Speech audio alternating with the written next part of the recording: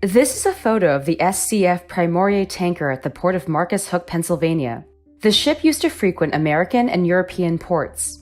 But recently, the 84,000-ton vessel has been spotted off the coast of India after traveling there from Russia, according to ship tracking data. India used to buy almost no Russian oil simply because of the long distance from Russia's seaports to India.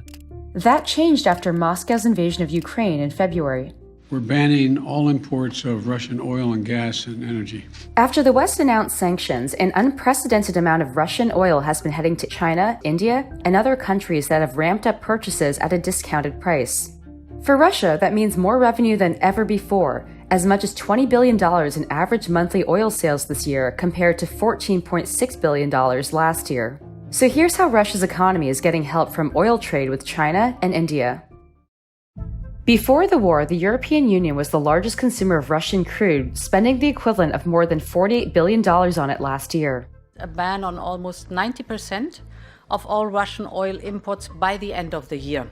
As the EU scales down purchases, other countries have negotiated deals to buy from Russia. This map shows some routes that Russian oil travels on board tankers like the SCF Primorier to the Middle East and Asia.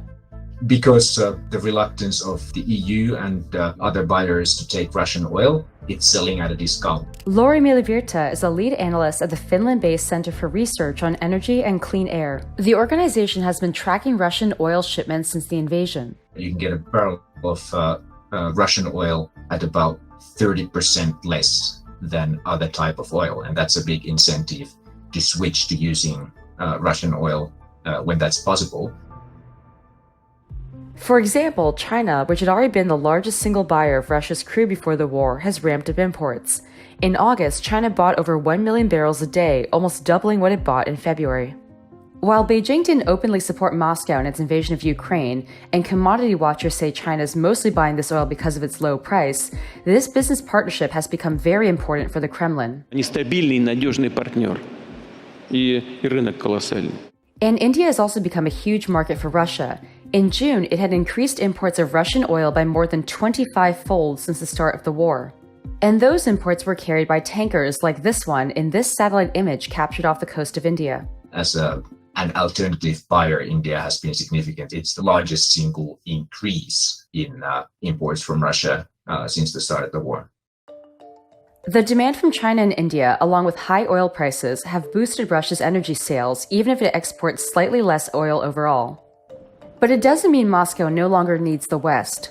Europe still buys more than 50% of Russia's energy resources, and new sanctions could further threaten those sales. In September, the G7 agreed to impose a price cap on Russian oil. The plan would ban Russian crude shipments from getting services like insurance from G7 countries if the oil is sold over a certain price. And since more than half of the vessels that carry Russian oil are owned by EU companies, analysts say such a price cap could reduce the cash flow from Moscow. Russian oil imports still completely reliant on the use of the European capacity to move oil.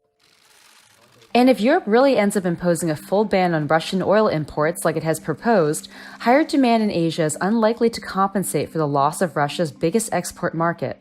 China is already buying everything more or less that Russia can ship to the Pacific market.